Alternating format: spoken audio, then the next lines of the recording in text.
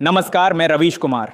ये वो जगह है जहां खबरें बिकती नहीं, बोली जाती हैं। अगर आप भी सच्ची पत्रकारिता के साथ हैं तो इस वीडियो को लाइक करें और चैनल को सब्सक्राइब करें ताकि सच की आवाज कभी खामोश ना हो। बिहार चुनाव 2025 में एग्जिट पोल और असली नतीजों के बीच दिलचस्प मुकाबला देखने को मिल सकता है। 2020 में एग्जिट पोल्स ने महागठबंधन की जीत का अनुमान लगाया था, लेकिन नतीजों में एनडीए ने बहुमत हासिल किया और नीतीश कुमार फिर से सत्ता में लौटे। इस बार पहले चरण में करीब 65% मतदान हुआ है, जो 2020 से ज्यादा है। कई एग्जिट पोल्स ने फिर एनडीए को बढ़त दी है, जबकि महागठबंधन मजबूत चुनौती दे रहा है। बढ़े हुए मतदान को देखकर राजनीतिक विशेषज्ञ मान रहे हैं कि इस बार भी नतीजे एग्जिट पोल्स को गलत साबित कर सकते हैं।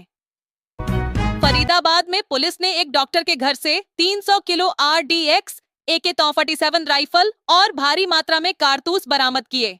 इतनी बड़ी मात्रा में विस्फोटक मिलने से सुरक्षा एजेंसियों में हड़कंप मच गया है। सूचना मिलते ही पुलिस, बम निरोधक दस्ते और खुफिया एजेंसियां मौके पर पहुंची। डॉक्टर से पूछताछ की जा रही है कि इतनी बड़ी मात्रा में हथियार और विस्फोटक कहां से आए और उनका क्या इस्तेमाल होना था। फिलहाल घर को सील कर जांच जारी है। यह मामला आतंकी साजिश से जुड़ा हो सकता है, इसलिए राष्ट्रीय जांच एजेंसी NIA को भी सूचना दी गई है। अमेरिका ने एक नई मिसाइल डिफेंस तकनीक गोल्डन डोम विकसित की है, जो S-400 और आयरन डोम जैसी प्रणालियों से कहीं अधिक उन्नत मानी जा रही है। यह सिस्टम अंतरिक्ष में स्थापित उपग्रहों और लेजर आधारित इंटरसेप्टर की मदद से दुश्मन की मिसाइल को लॉन्च होते ही नष्ट कर देता है। यानी अब मिसाइल अपने लक्ष्य तक पहुंचने से पहले ही कबाड़ बन जाएगी। यह तकनीक पूरी धरती को एक सुरक्षा छतरी की तरह कवर करेगी, जिससे हवाई और परमाणु हमलों को भी रोका जा सकेगा। विशेषज्ञों के अनुसार यह वैश्विक सुरक्षा में क्रांतिकारी बदलाव ला सकती है। बिहार चुनाव 2025 के दूसरे चरण के मतदान से पहले तेजस्वी यादव ने मुख्यमंत्री नीतीश कुमार और गृह मंत्री अमित शाह पर गंभीर आरोप लगाए। उन्होंने कहा कि बिहार में 2 गुजराती नेताओं के इशारे पर सब कुछ चल रहा है और राज्य की कानून व्यवस्था पूरी तरह फेल हो चुकी है। तेजस्वी ने दावा किया कि दिन दहाड़े अपराध बढ़ रहे हैं और सरकार अपराधियों को संरक्षण दे रही है। उन्होंने चुनाव आयोग पर भी पक्षपात का आरोप लगाते हुए कहा कि वीवीपैट पर्चियों से जुड़ी गड़बड़ियों पर कार्रवाई नहीं की जा रही है। साथ ही वादा किया कि अगर मौका मिला तो 3 महीने में गुंडों को जेल भेज देंगे। बिहार विधानसभा चुनाव 2025 के दूसरे चरण की वोटिंग से 48 घंटे पहले नेपाल सीमा पूरी तरह सील कर दी गई है। 7 सीमावर्ती जिलों में कड़ी निगरानी के लिए सुरक्षा बलों की तैनाती बढ़ा दी गई है। चुनाव आयोग के निर्देश पर अवैध गतिविधियों, शराब और नकदी के लेन देन पर रोक लगाने के लिए सभी चेक पोस्टों पर तलाशी अभियान जारी है। शांतिपूर्ण मतदान सुनिश्चित करने के लिए केंद्रीय अर्धसैनिक बलों की 1500 से अधिक कंपनियां तैनात की गई हैं। प्रशासन ने संवेदनशील इलाकों में ड्रोन और CCTV के जरिए निगरानी शुरू कर दी है, ताकि मतदान के दौरान किसी भी गड़बड़ी को रोका जा सके।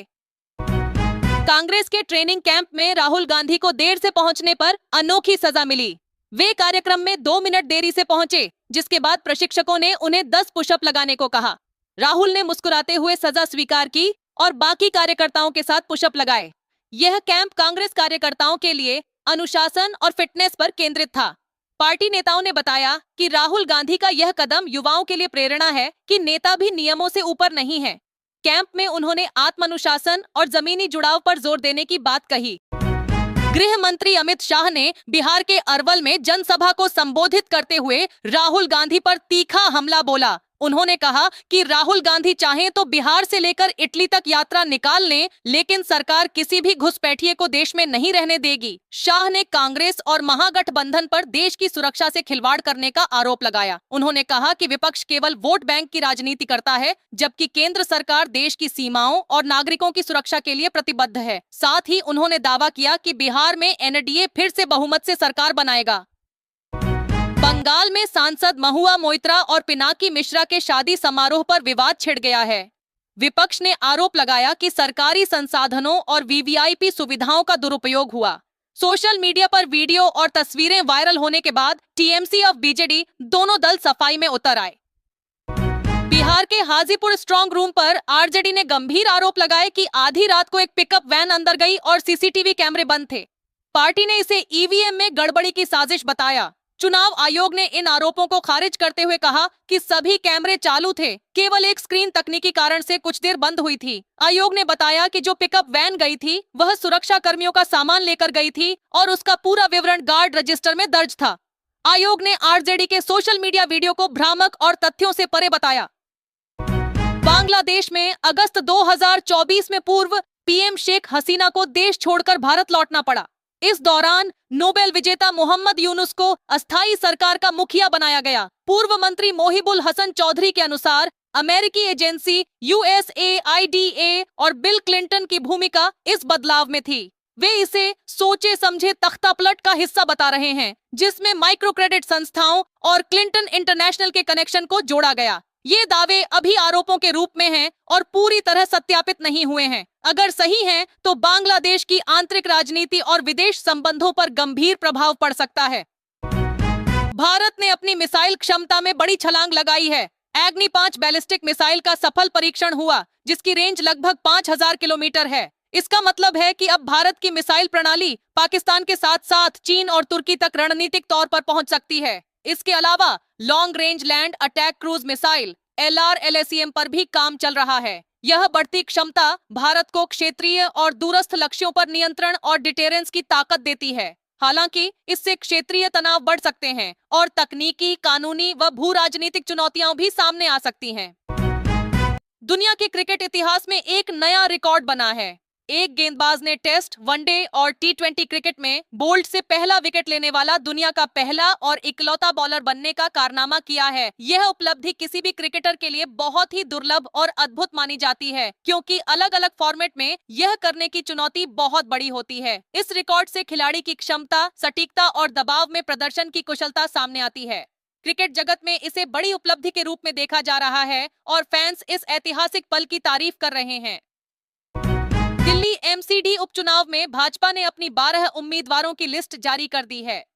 यह कदम आम आदमी पार्टी AAP के बाद आया, जिसने पहले ही अपने उम्मीदवारों की घोषणा कर दी थी। भाजपा ने विभिन्न वार्डों से अपनी ताकत दिखाने के लिए अनुभव और स्थानीय प्रभाव वाले प्रत्याशियों को चुना है। इस लिस्ट में उम्मीदवारों के नाम और उनके वार्ड शामिल हैं, ताकि पार्टी रणनीतिक रूप से हर क्षेत्र में मजबूत खड़े हो सके। ये उपचुनाव दिल्ली नगर निगम की शक्ति संतुलन के लिए महत्वपूर्ण माने जा रहे हैं और दोनों प्रमुख दल चुनाव में पूरी तैयारी के साथ उतरे हैं। पहलगाम में हुए हालिया आतंकी हमले के पीछे गाजी का हाथ बताया जा रहा है। ये संगठन लगभग 3 दशक से सक्रिय है और पाकिस्तानी खुफिया एजेंसी ISI के खास यूनिट के तहत काम करता आया है। जांच में पता चला है कि गाजी का नेटवर्क पाकिस्तान से फंडिंग, हथियार और ट्रेनिंग लेता है और इसे नियंत्रण में रखते हुए हमले कराए जाते हैं। इस आतंकी गतिविधि के पीछे व्यापक रणनीति और बड़े खेल का खुलासा हुआ है, जिसमें स्थानीय रूट और अंतर्राष्ट्रीय सहायता का भी मामला सामने आया है। सुरक्षा एजेंसियां इसे लेकर सतर्क हैं और सक्रिय कार्रवाई जारी है। झांझा विधानसभा क्षेत्र 2025 में 413 मतदान केंद्रों पर कुल 3,39,482 मतदाता अपने मत का प्रयोग करेंगे। चुनाव को लेकर सुरक्षा और व्यवस्थाओं का पूरा ध्यान रखा गया है। मतदाता अपनी भूमिका निभाते हुए लोकतंत्र के लिए वोट बटन दबाएंगे। अधिकारियों ने सभी मतदान केंद्रों में EVM और VVPAT की जांच सुनिश्चित की है, ताकि चुनाव निष्पक्ष और पारदर्शी हो। इस क्षेत्र में विभिन्न राजनीतिक दल अपने उम्मीदवारों के प्रचार प्रसार में सक्रिय हैं और मतदाता उत्साह के साथ मतदान प्रक्रिया में भाग लेने को तैयार हैं। एक प्राकृतिक आपदा या तूफान 125 किलोमीटर प्रति घंटे की रफ्तार से बढ़ रही है, जिससे तबाही और व्यापक नुकसान की आशंका है। मौसम विभाग ने चेतावनी जारी की है कि लाखों लोग इसके रास्ते में आ सकते हैं और गंभीर दहशत का सामना कर सकते हैं। प्रभावित क्षेत्रों में सुरक्षा और बचाव टीमें अलर्ट पर हैं। लोग सुरक्षित स्थानों पर शिफ्ट किए जा रहे हैं और स्थानीय प्रशासन ने आवश्यक आपातकालीन प्रबंध लागू कर दिए हैं। अधिकारियों ने घरों की छतों, डीली वस्तुओं और सड़क मार्गों पर विशेष सतर्कता बरतने की सलाह दी है, ताकि जान माल का नुकसान कम से कम हो। प्रियंका गांधी ने प्रधानमंत्री नरेंद्र मोदी के हालिया कट्टा वाले बयान पर कड़ा हमला किया है। उन्होंने कहा कि ऐसे बयान देने से प्रधानमंत्री पद की गरिमा गिरती है और यह लोकतांत्रिक संवाद के लिए उचित नहीं है। प्रियंका गांधी ने आरोप लगाया कि इस तरह के भाषण समाज में तनाव और भ्रम पैदा कर सकते हैं। और नेताओं को अपने पद की मर्यादा बनाए रखनी चाहिए। उनका यह बयान राजनीतिक और सामाजिक तौर पर चर्चा का विषय बन गया है और विपक्ष इसे मोदी सरकार की आलोचना के रूप में पेश कर रहा है। एक बस में एक शख्स ने महिला को बिना अनुमति मसाज देने और शरीर रगड़ने की कोशिश की, लेकिन उस महिला ने तुरंत प्रतिक्रिया दी और उसने सिखा दिया सबक। साहस और चतुराई से उसकी हरकत को रोका। आसपास के यात्री भी घटना के गवाह बने। यह मामला महिलाओं की सुरक्षा और सार्वजनिक परिवहन में सतर्कता की अहमियत को उजागर करता है। महिला ने हिम्मत दिखाकर असामाजिक व्यवहार को नाकाम किया और यह घटना सोशल मीडिया और समाचारों में चर्चा का विषय बन गई है। सुपौल में भयमुक्त मतदान सुनिश्चित करने के लिए सुरक्षा व्यवस्था को सुदृढ़ किया गया। एसएसबी जवानों के साथ एसडीपीओ ने फ्लैग मार्च निकालकर मतदाताओं को सुरक्षित वातावरण का संदेश दिया। यह कदम मतदान केंद्रों और आसपास के इलाकों में शांति बनाए रखने और चुनावी प्रक्रिया में बाधा न आने देने के लिए उठाया गया। प्रशासन ने कहा कि सभी सुरक्षा बल तैनात हैं और मतदाता निडर होकर अपने मत का प्रयोग कर सकते हैं। इस फ्लैग मार्च से लोगों में सुरक्षा और भरोसा बढ़ा, जिससे लोकतंत्र के मूल सिद्धांत को मजबूत करने में मदद मिली।